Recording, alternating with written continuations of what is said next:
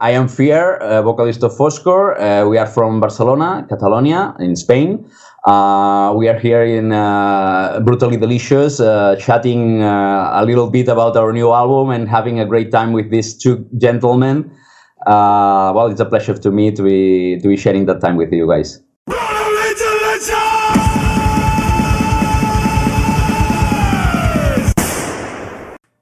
Okay, we're on. All right, so good morning. Anyway, I went to class last night, taking an exam in philosophy. Well, it's actually a quiz or whatever. And the guy, 10 questions, multiple choice. You know what multiple choice questions are? Everybody here is. You get 4 questions. Oh, yeah. One of them is the right answer.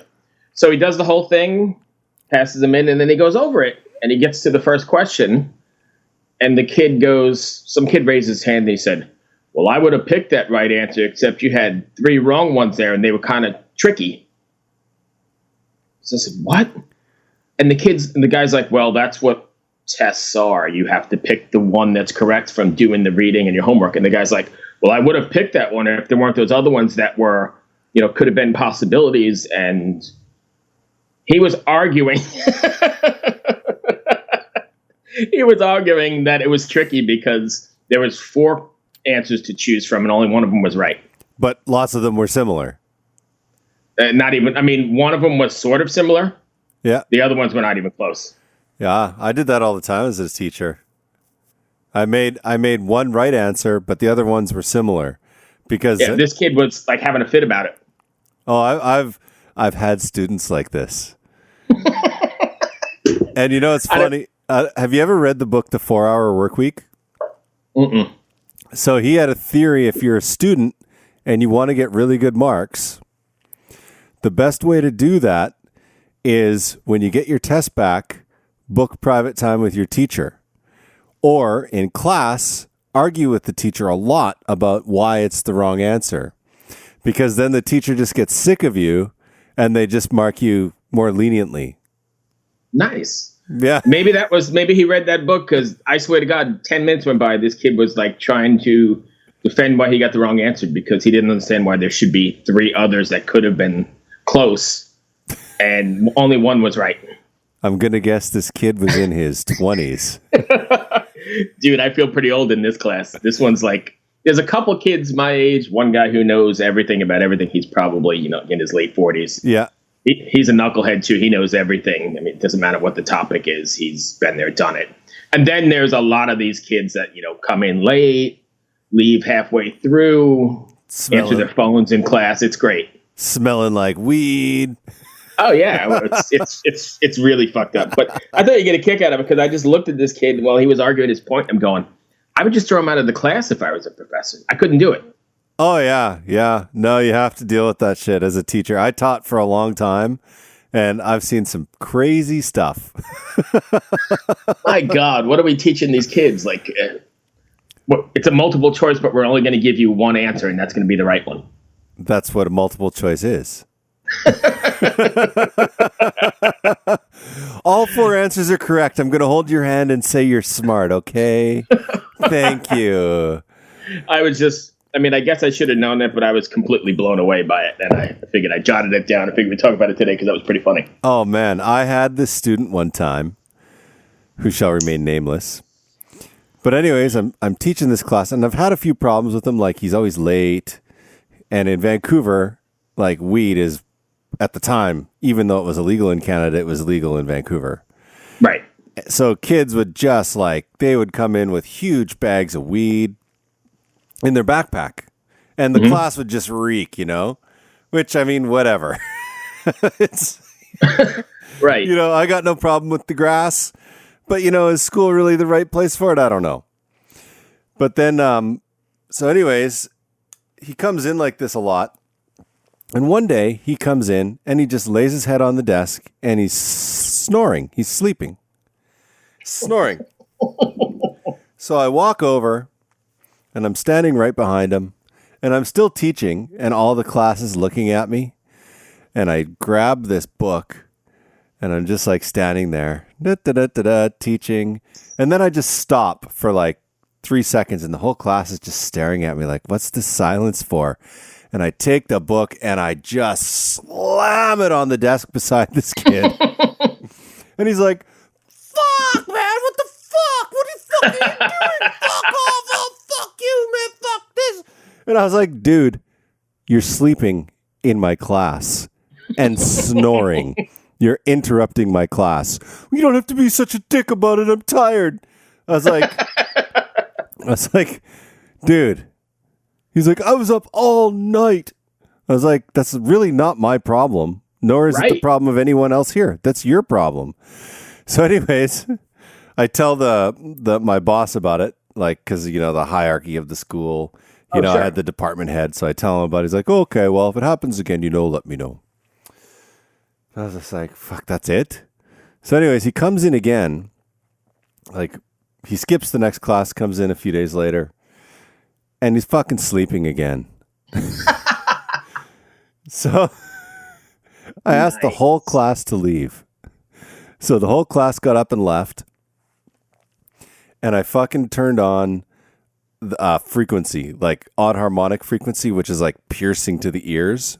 Mm-hmm. I put earplugs in and I fucking cranked the speakers up. Put earplugs in and hit play on this tone. This kid wakes up. He's like, what the fuck? Where is everyone? What's going on? Oh my God, did I miss class? I was like, get the fuck out of my class. You're out. See you later. Go talk to the department head. I'm not dealing with you. Well, I'm here. I paid my tuition, yada, yada, yada. I don't care. Then I asked the rest of the class to come in. And I was like, I'm going to use this as a way to explain odd harmonic structures and how they're really grating on the nerves. Nice. Like, oh my God, man. That's great. Fuck. Students, man. Very good stuff. I can't believe I've had students rolling joints in the back of class. Really? Yeah. And, and they think I don't know. Like, dude, I was a freaking musician for a touring musician for freaking years. If you don't think I know what's going on, you're so wrong. That's so funny. And I don't understand, because, in Canada, you're still paying for school anyway, right? It's not like you pay here. Oh, it's not. But you're still paying something. So, you're still paying money to go. Yeah. The average tuition at the university in Canada is like $8,000. Gotcha. Yeah. So it's pretty small. So I work for the university police here in my regular job. Yeah. And we dispatch all the time. And so now school has just started. And you wouldn't believe the kids blowing their scholarships. Like, they're full scholarships in the dorms. And then they're packing bowls in their dorm room, like they're not going to get caught. And there's at least I think 6 people in the last 2 weeks. They just throw them right out of the dorms. Really? Yeah. There's no second chance. You fire up in the dorm room. Yeah, that's what I was wondering. Because down here, weed is like heroin. It's like you're going to jail. So you know, unless you're in DC, which is not far from here, but in Virginia, it's it's a serious freaking offense, man. You can't have that. So, but these kids with mom and dads, I got scholarships, I got mom and dad's money. They get thrown out before classes even start. They have that week of adjusting, and the first day they're like, "Hey, I got an idea." I know what I'm gonna do with $80,000 worth of free money. Let's smoke weed in the dorm. Yeah. The hall smell, people start calling all over the place hey, somebody, and how are you going to get away with it? They go right to the floor, right to the door, and it's it's Cheech and Chong coming out the bottom of the door. The kid hasn't even stepped foot in the classroom yet, and he's lost his scholarship. Pretty awesome. Are the university police a little bit more lenient? They just take the scholarship, they don't throw them in jail? Well, so the laws are a little bit fuzzy. If it's a certain amount, they kind of just write them a ticket. To go appear in court, and I think they just get a fine or something. But the university itself has a zero tolerance. Okay, if you're caught smoking or doing any of that stuff, you're out. Underage drinking in their dorms, they don't fuck around. They're like, see ya. There's no second chance. That's good. Yeah, but kids don't get it. I guess they're this kid here. I don't know what a multiple choice is. You didn't just give me the right answer. It doesn't matter if I'm going to burn one. You need to give me another chance or whatever. Well, the thing is, I think the public system, and this is true in Canada as well, they're raising pussies. Yeah. Terrible. It's like, I understand, like, you have to give kids leeway if they have learning disabilities or maybe they have some behavioral issues, and you have to take the psychology into account for it. But if something's wrong, it's wrong. Right. There's no like you can't give someone 50% on a test if they didn't answer a question. Nope. But that's what's going on right now, you know? So I hate to keep talking about my job, but I get those calls at the police station. Parents call and say, "Hey, something's not right. You know, my kid's he didn't do well on this test. He should have done." What are you calling the police for that crap for? You need to go arrest that professor. Call him in. My kid, all he did was light up a blunt with him and his 5 friends in his dorm room. It's absolute insanity, dude. I sit there and go, what in the world? How did we get here? Yeah, no, it's pretty. I agree with a lot of the educational stuff that's going on. Like I said, like behavioral stuff and learning disabilities. Sure. But you can't send someone from that system into a world that's exactly the opposite. Right? Like, you get into university, the professor doesn't give a fuck about you. You're there. Even if you come to class, right? He doesn't give a fuck. You know, if you're not there, you're not there. You paid. Right. And if you are there and you're not doing well, whatever. That's your problem. He's got 600 other students he's teaching. Right. You know what I mean? Like, yep. And then when you get a job, your boss isn't going to be like, oh, you know, we really have a zero tolerance policy with weed in the office. This is your first warning, though. Right. You can't smoke in your cubicle. Yeah. People crack me up. Okay, before we get started, I have one more question. Yeah. And it's because I did this the other day and I got the strangest look and I was like, what the fuck did I do wrong? So I was at a gas station and said, oh, where's the bathroom? And the guy looked at me like, what the fuck are you talking about? And I was like, the washroom. And he's just looking at me. So what do they call it in the U.S.? A restroom? I call it the restroom. I don't know. Okay. I'll call it a restroom. It's like the second time it's happened to me where I've said a Canadian word like that, like what we would call it. And I just get this stare. Like, but I mean, they're sort of connected, and they should have connected the dots. Well, that's what I was thinking. He might have been one of those guys that was burning in his dorm rooms and didn't finish school. He was like, 1 second here, man. Nice. Yeah. So it's Foscor. I guess that's how you pronounce it. They're from Catalonia. Where the hell is that? Italy? Or is Catalonia? I don't know. I'm an idiot. I'm the guy burning blunts in the back of the room. Here. 1 second, dude. I'm just going to look up where it is. Italy sounds right. Catalonia is an autonomous community in northeastern corner of Spain. Okay, cool. Have you listened to this band? Yeah, I like it. I wasn't ready. I just, right before we got on, I started playing the first track on their Bandcamp. And I was like, what is this atmospheric thrash metal going on? It's like sort of moody, and I like it a lot. Yeah, I was shocked. I didn't understand the words because it's obviously not in English, but it was music amazing. Is the universal language, though, right? Absolutely. All right, let's see if I can get him on. Joan is his name, and here we go. And hey, Bruce. Oh, hey. Sorry. How are you? Sorry for being late. No, you're good. How are you? Fine. Well, I was in the office taking care of some problems at the last minute, and no explanation necessary, man. Meet my partner, Chris. How you doing, man? Hi, Chris. Are you watching me or seeing me or not? We don't see you, no. I don't see you. Wait. We will wait. Now. I got you. Hey, how are you, man? Fine. Let me get out the jacket. You're over in Spain, right? Yeah, in Barcelona, Catalonia, Spain. Our geography is really messed up. We had to actually look up where Catalonia was a little bit ago, so forgive us. You know how we have been dealing with some troubles the last 2 years, and we are keeping there. Cool, man. Everything going well? Yeah, everything was fine. I have just returned from my vacations time in New York. I was for 1 week and a half, and this week I have started again on the daily job and dealing with everything again. So, but I'm fine. I know. The daily job sucks. I got to do that too. Yeah. I actually, I can't say that I do, but I kind of do.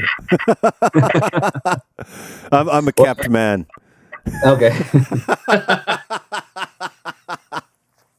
Well, cool. We won't keep you too long. Let's talk about your new record. Okay. That's getting ready to come out here in 2019, right? Yeah. And now that it's complete and you've had a little bit of chance to sit with it, how do you feel about it? And are you satisfied with the outcome? It's a thrilling moment for us. The new album should confirm what we started in 2017 with Les Irreals Visions, which was the first album for Season of Mist. And let's say that this album is like, the confirmation of all the tools we started using and concreting at that time. As a part of a trilogy, it makes sense in a whole effort and an act that we could concrete by deciding to use some tools in 2016 before singing with Season of Mist. We are speaking in terms of a lyrical concept, the use of clean vocals and the use of only Catalan vocals. The Catalan in the lyrics, and I think we got to reach something as an own voice in terms of music and in terms of language. Of course, musically talking, the new album is a step ahead in terms of dealing with that kind of way more tragic, emotional music outside the standards of any style. At least is what we see and what we think. Let's see if the audience thinks the same. Okay. What's your writing process like? You guys all in the same town and writing together, or are you sending stuff back and forth?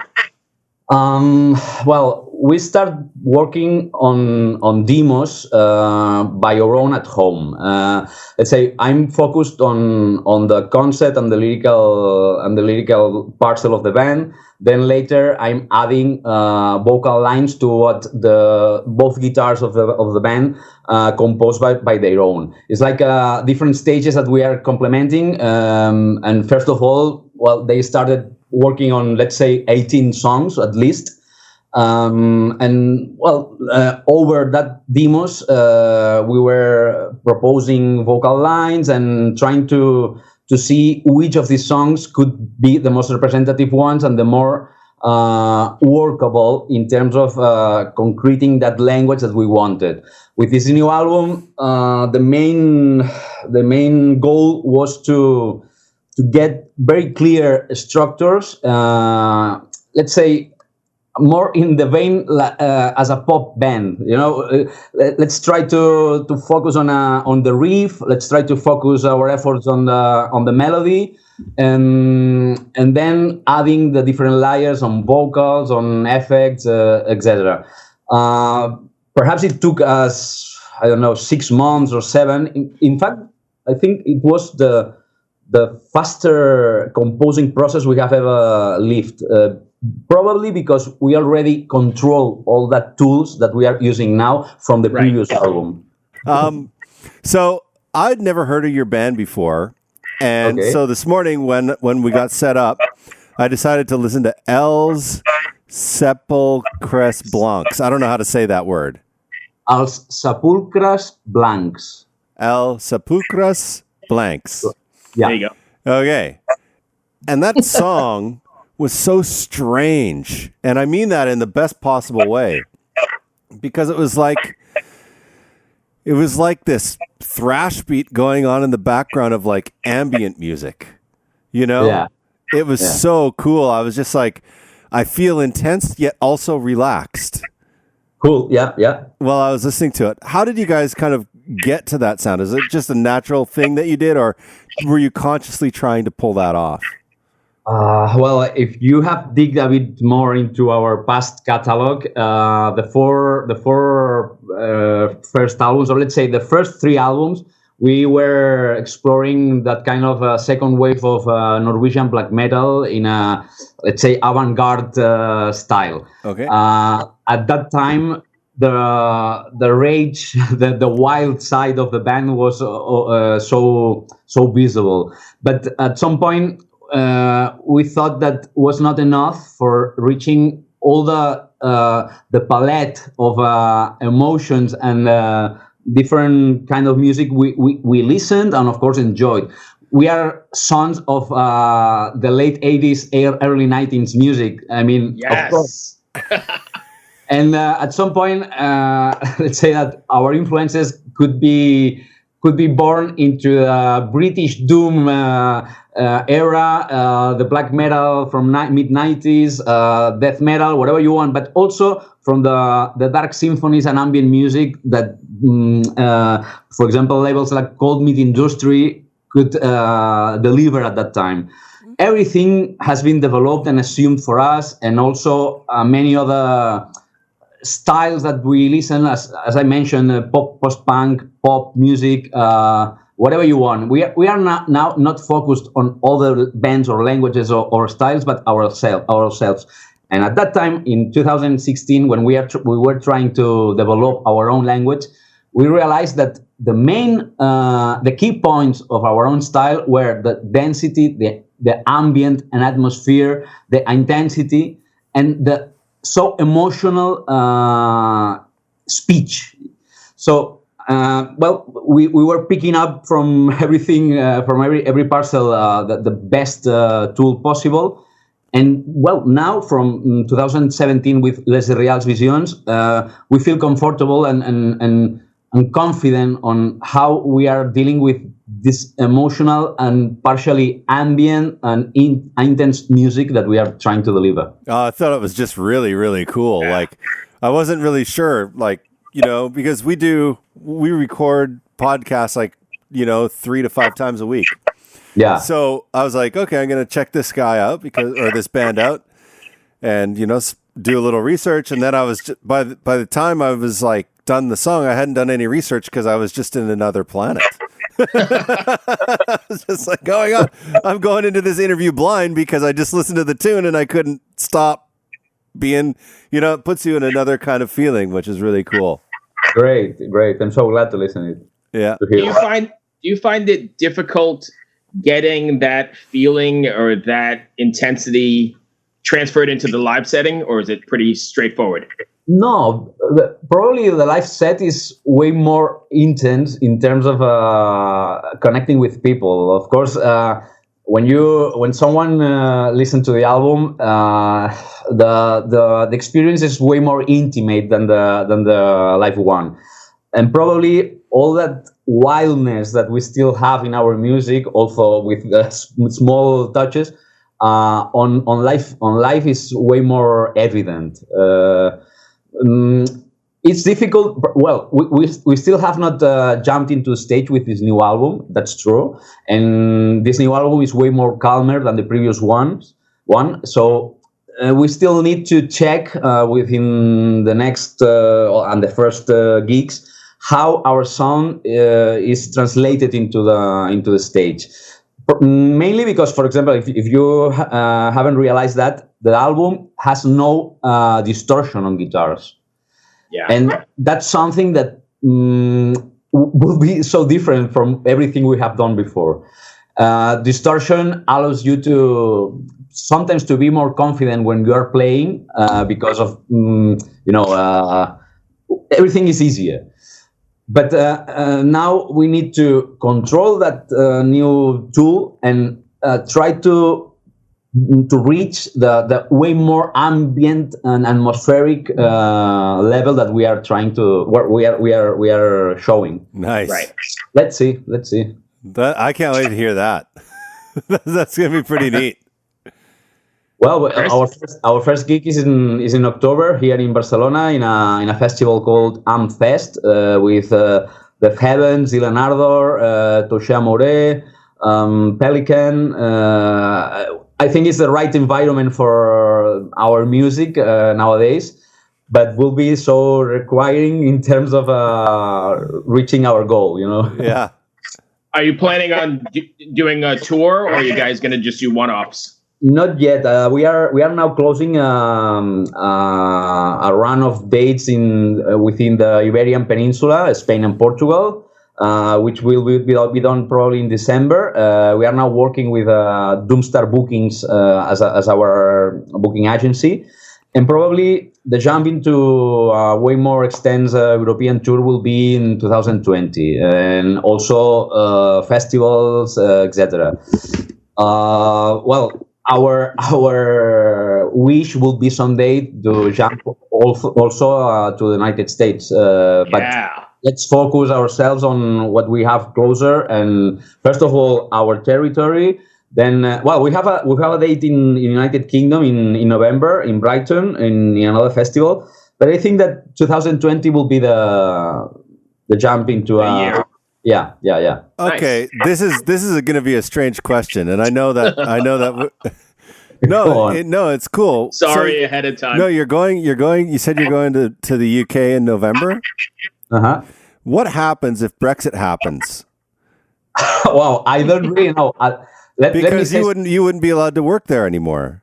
Our booker told us, first of all, that if any of us didn't have the passport, guys, get it right now, because we don't know how will work.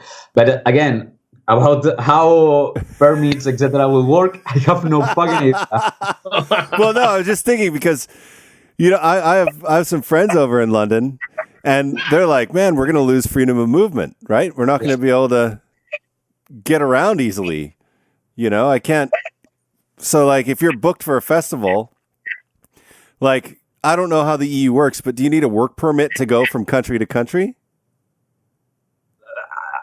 Nowadays, no. Nowadays, we have freely entrance to the country. But, from the Brexit moment... you're gonna... I don't know what will happen with I don't even think they know. And with the rest of the bands, perhaps UK is going to be a gap or a hole in the universe for everything from now on, and which will be very strange because all the media and the press, the historical press, come from there. Strange. Sorry, so I'm not trying to get political or anything. I was just genuinely curious. What's the backup plan for people that have to go in and out of there like they always have? You are scaring me a lot, man. So sorry. All right. Everything's gonna be fine. Everything's gonna be fine. Okay. Let's trust it. Here's a more serious music-related question.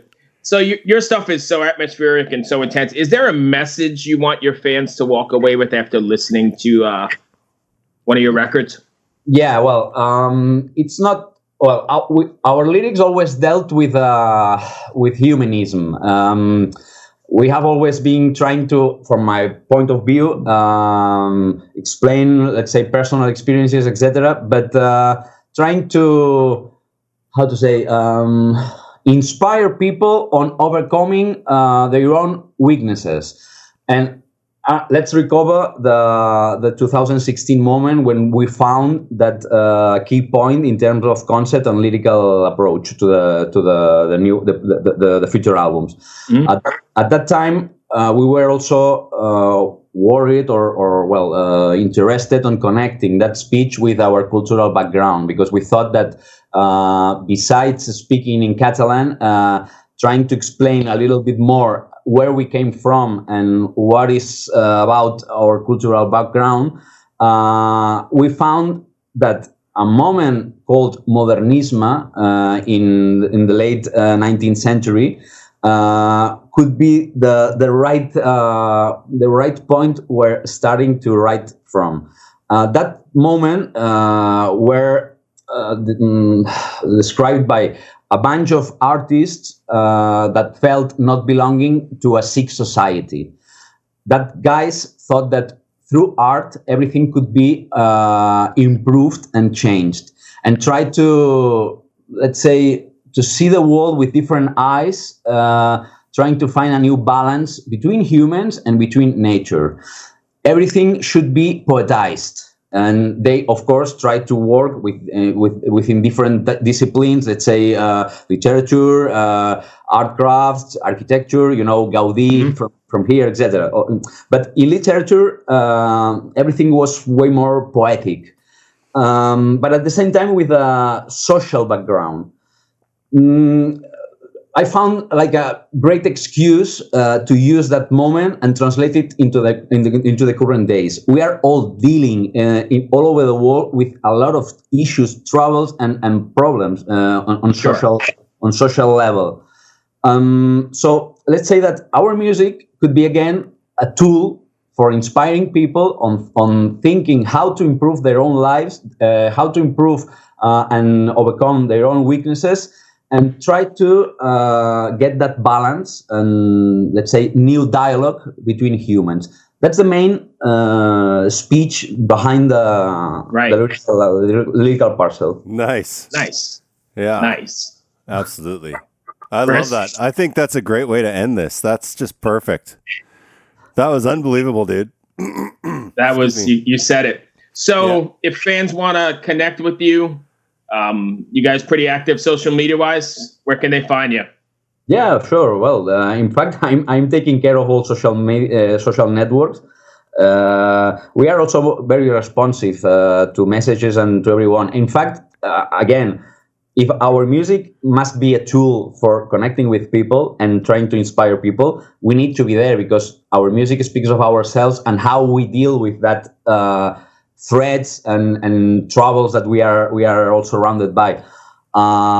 It's easy. Facebook, writing to our email address, Instagram, whatever you want. I mean, we are also always there, and of course, then later on the stage and live moment, we love to get in touch with people and say doing new friends all around the world because. We need to be a collective, a community. It's not just only being a metalhead. It's just being people speaking to the world with the heart. That's it. We talk about that all the time here. Yeah. It's a great big metal community, no matter where you're from, Catalan, from here in Virginia or in Japan or wherever you are, North Pole. It's still one big metal community, and I'm so thankful for it and so grateful for it for sure. Me too. Absolutely. To me, is the real sense of being in a band. How it allows you to connect with people. Yeah, because I don't even need to know you. You and I could sit in the bar watching a band play and share a beer and be the best of friends. By the time the set's over. That's how I met this guy. Right. Awesome. I appreciate you taking the time, man. I know we messed up last time. I'm sorry about that. No problem at all. I got my dates wrong.